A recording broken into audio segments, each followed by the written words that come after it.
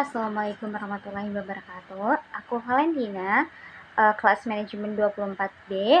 Nah, ini aku mau berbagi materi yang udah aku pelajari di mata kuliah makroekonomi. Aku akan bahas 3 PPT atau 3 materi dengan per materinya dalam satu video. Selamat menyimak. Baik, yang pertama saya akan bahas tentang konsep pendapatan nasional. Jadi yang mau kita bahas itu ada kan kita mau tahu konsepnya, berarti kita mau pecah satu-satu. Yang pertama, apa sih pendapatan nasional? Nah, pendapatan nasional itu jumlah total pendapatan yang diperoleh seluruh masyarakat dalam 1 tahun. Lalu konsep pendapatan nasional ini juga tuh gambarin tingkat kesejahteraan dan kekuatan ekonomi suatu negara sebagai alat ukur untuk membandingkan ekonomi antar negara. Nah, kita akan bahas satu persatu. Yang pertama ini total pendapatan seluruh masyarakat dalam 1 tahun ya. Berarti kan kita dari situ tahu pendapatan setiap masyarakat dalam 1 tahunnya gitu, untuk cross check.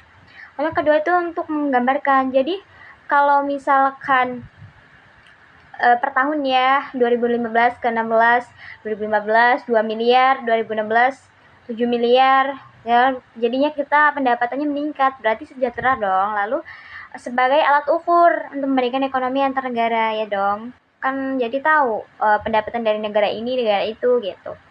Lalu selanjutnya komponen utama pendapatan nasional, ada PDB, produk domestik bruto, itu semua produk atau jasa di dalam negeri. Ada PNB, produk nasional bruto, PDB ditambah pendapatan warga dari luar negeri, berarti ya turis contohnya ya. Pendapatan nasional neto NNI, itu PNB-nya dikurang depresiasi atau penyusutan barang dari modal. Lalu pendapatan perseorangan, PI, pendapatan yang benar-benar diterima individu gitu. Lalu yang terakhir disposable income, DI, pendapatan yang siap dibelanjakan setelah pajak. Next, kita mau bahas metode menghitung pendapatan nasional. Itu ada pendekatan produksi, pendapatan sama pendekatan pengeluaran. Kalau pendekatan produksi itu semua jumlahnya itu dari nilai produksi dijumlahkan ya. Pendekatan pendapatan itu dengan menjumlahkan semua pendapatan faktor produksi.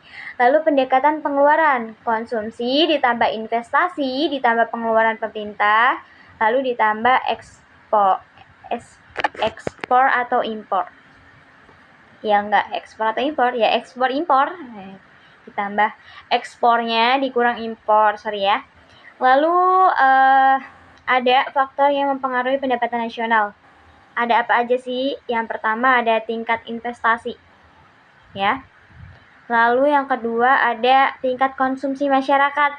Yang pertama dulu deh, tingkat investasi. Kalau semakin banyak orang invest, itu ya pendapatan nasional semakin bertambah. Lalu kalau tingkat konsumsi masyarakat itu semakin bertambah, sedangkan untuk pendapatannya sendiri sedikit, itu nanti mempengaruhi menurun dia pendapatan nasional ya.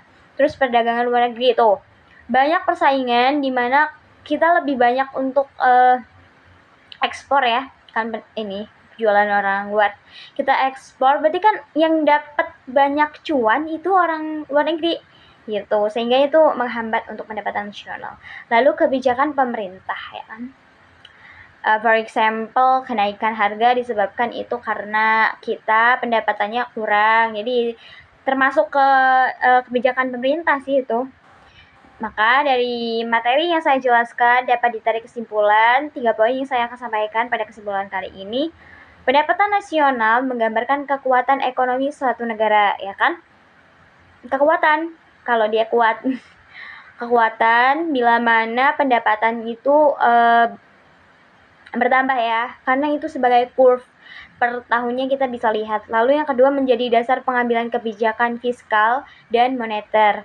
Terus yang terakhir, dengan memahami pendapatan nasional, kita bisa lihat arah pertumbuhan ekonomi ke depan ya. Mungkin sekian. Next materi kedua.